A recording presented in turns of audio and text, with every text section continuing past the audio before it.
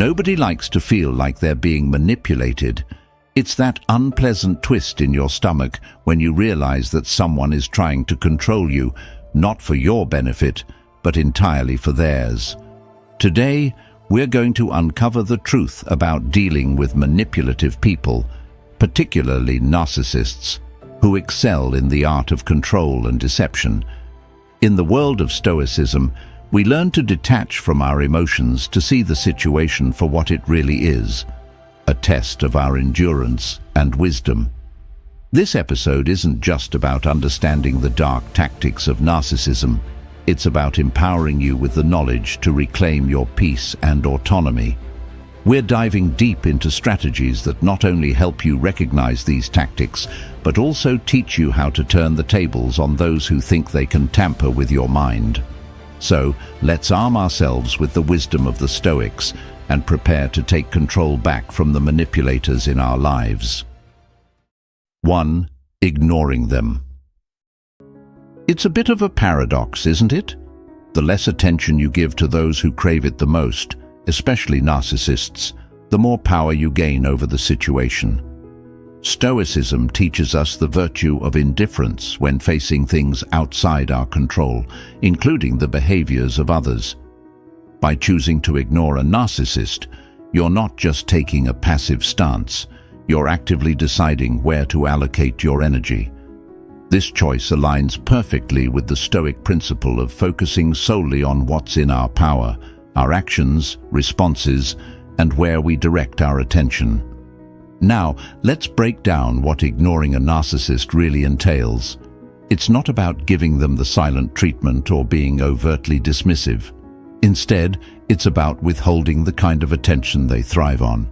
Narcissists feed off emotional reactions, your anger, your frustration, your sadness.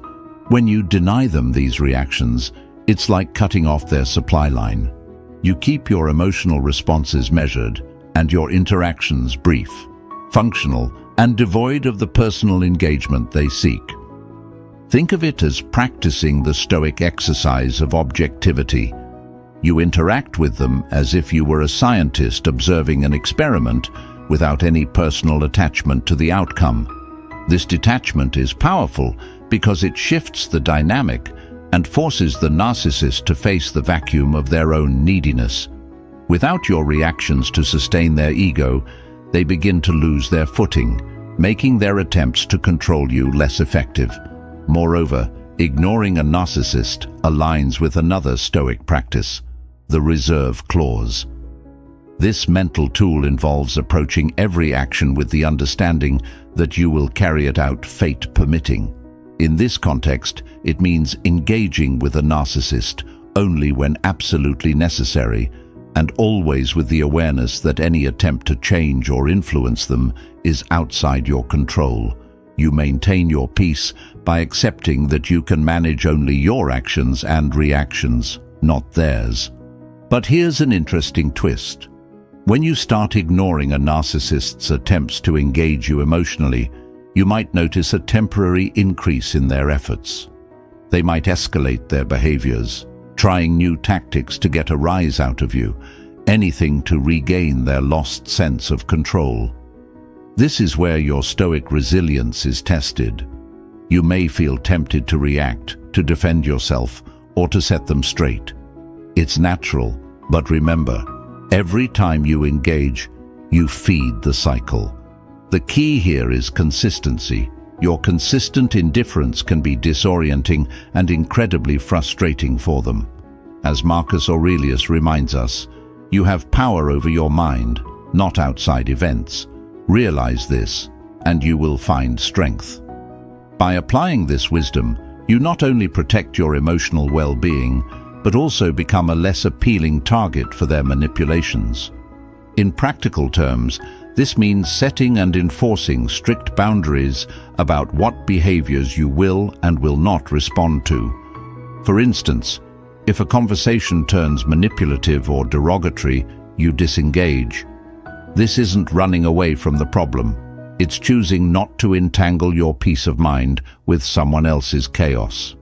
Over time, this approach not only lessens the impact a narcissist can have on you, but also reinforces your own sense of autonomy and respect for your mental space.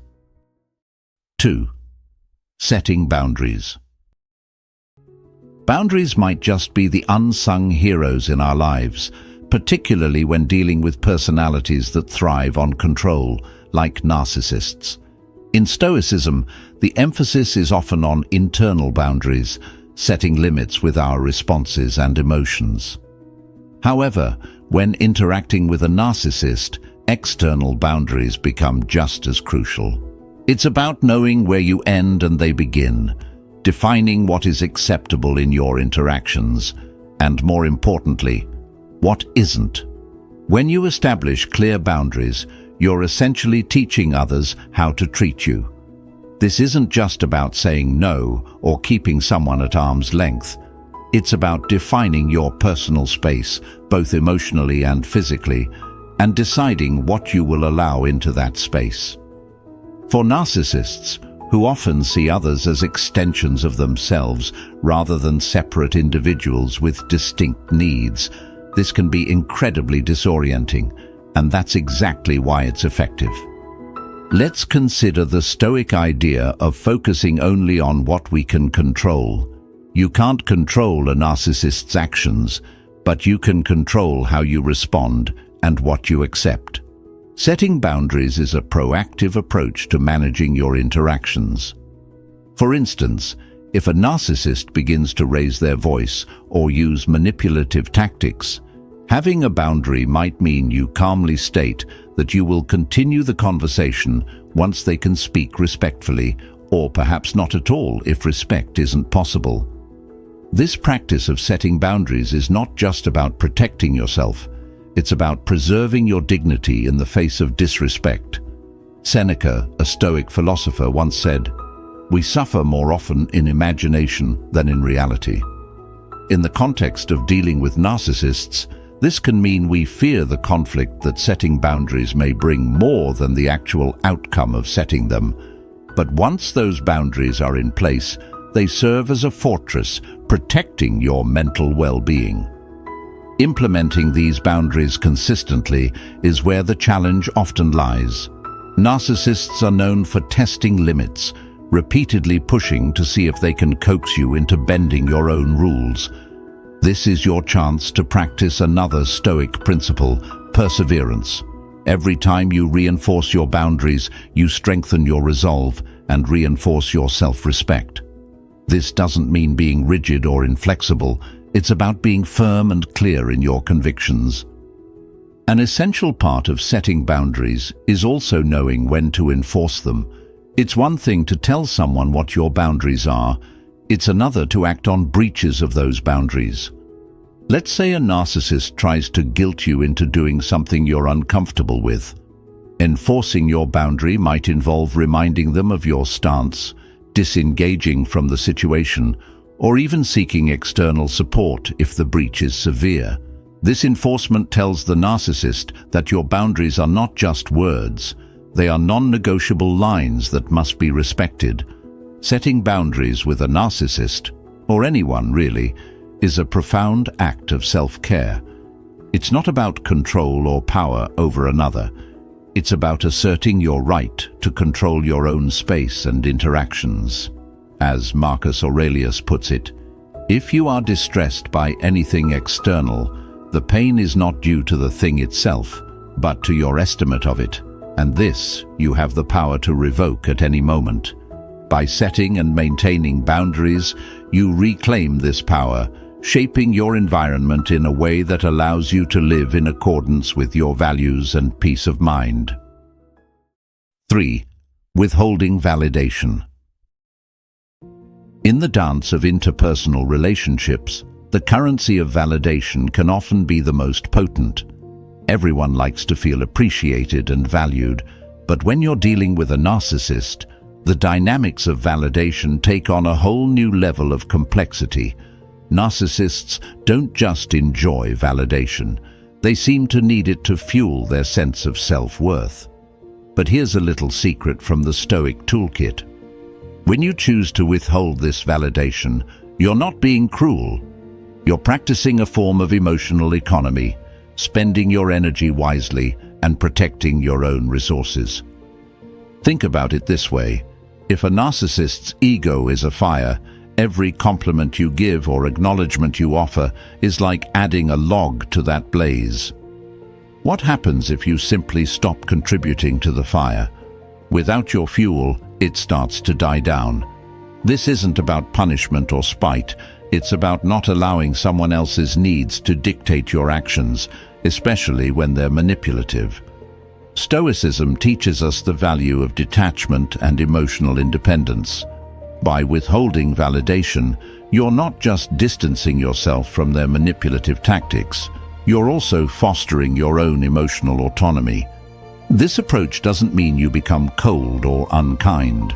Instead, it involves a conscious decision to engage with authenticity. When a narcissist seeks validation for their achievements or fishing for compliments to boost their ego, you maintain neutrality. You can acknowledge their statements without feeding into their need for excessive praise. For example, if they boast about an achievement, a simple, "I see you worked hard on that" can suffice. It's straightforward, honest, and doesn't add unnecessary fuel to their ego. Applying this in daily interactions requires consistency and a bit of courage. The initial reaction from the narcissist might be one of confusion or even increased attempts to elicit the desired praise from you. Here, the Stoic practice of remaining unmoved by external pressures is crucial. Marcus Aurelius wrote, "You have power over your mind, not outside events. Realize this, and you will find strength." This strength helps you remain steadfast, not swayed by attempts to pull you back into old patterns of constant reassurance. Moreover, withholding validation is about resetting the balance in your relationships. It's a recalibration that allows for healthier interactions, where your approval is not expected to be automatic or unearned. This shift can lead to a more genuine connection, where interactions are based on mutual respect, rather than a skewed dynamic of neediness and fulfillment. For those new to this approach, start small. Begin by observing how often you offer validation and in what contexts.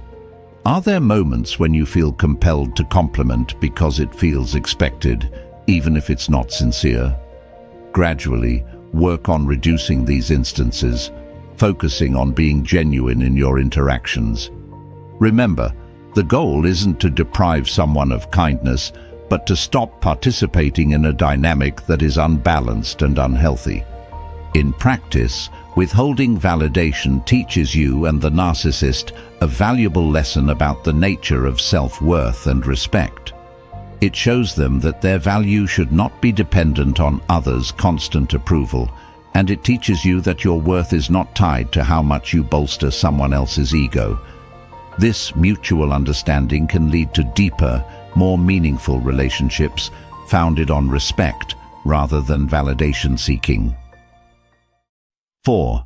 Maintaining confidence. Confidence isn't just about walking into a room with your head held high. It's a profound expression of knowing your worth and owning it, irrespective of external validations. This inner belief is pivotal when navigating the tricky waters of relationships with narcissists, who often prey on perceived weaknesses. Stoicism offers a treasure trove of wisdom on cultivating such unshakable confidence, emphasizing the importance of being grounded in one's own values and judgments, rather than the fluctuating opinions of others. True confidence stems from a clear understanding of one's virtues and a commitment to living in alignment with them. For a Stoic, this means developing qualities like wisdom, justice, courage, and moderation. When you nurture these virtues, your confidence grows naturally because it is rooted in something enduring and not just the superficial approval of others, which can be fickle and fleeting. In interactions with a narcissist, this type of confidence can be your best defense, acting as a shield against their attempts to undermine your sense of self. Imagine facing a narcissist's critique or manipulation not as a personal attack, but as a test of your Stoic principles. They might say something designed to make you doubt your abilities or worth. A Stoic approach involves stepping back and examining these claims objectively, asking yourself whether they align with your understanding of yourself and your values. If they do not, then these comments can be dismissed as irrelevant noise, not worth disturbing your inner peace. This process of internal validation is essential.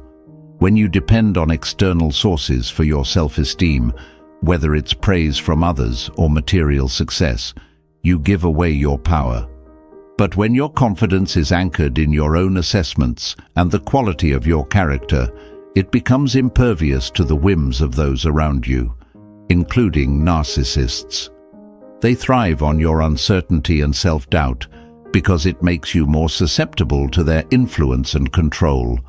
By maintaining your confidence, you effectively close off a vital avenue they might exploit to destabilize you. Moreover, practicing confidence in this way has a visible impact. There's a certain aura that comes with genuine self-assurance. It's almost tangible, the calm and deliberate composure of someone who knows their worth. For a narcissist, encountering this kind of demeanor can be disarming. They are used to leveraging insecurities, so when they encounter someone whose self-value doesn't waver based on external validation, their usual tactics lose potency. Maintaining this level of confidence requires regular reflection and mindfulness, another Stoic practice. By regularly examining your actions and motivations and aligning them with your core values, you reinforce your self-awareness and, by extension, your confidence. This doesn't mean you won't have moments of doubt or uncertainty. Those are natural and human. However, the Stoic practice of reflection helps you to navigate these moments without losing sight of your broader virtues and worth. To start strengthening your confidence today, engage in activities that reinforce your values and personal growth. Set goals that challenge you and reflect on your progress towards them. Celebrate the small victories, not because of the accolades they might bring, but because they represent another step towards becoming the person you strive to be. Over time, this builds a robust sense of self that is not easily shaken by anyone, let alone a narcissist. 5. Thriving independently. One of the most empowering realizations you can come to is that your happiness and success do not hinge on anyone else, especially not a narcissist. This idea of thriving independently isn't just about solitude or self-sufficiency. It's about cultivating a life that is so full and rich that the presence or absence of any one person doesn't make or break your sense of fulfillment. Stoicism teaches us to depend only on ourselves for our emotional and psychological well-being, reinforcing the idea that external circumstances, including relationships, should not dictate our inner peace. When you begin to focus on your personal growth and achievements without leaning on a narcissist for validation or support, you start to dismantle the unhealthy power dynamics that may have defined that relationship. Narcissists often want to be seen as indispensable, fostering a sense of dependency to bolster their own ego. However, when you develop and pursue your own interests, make decisions independently, and celebrate your own achievements without seeking their approval, you send a clear message.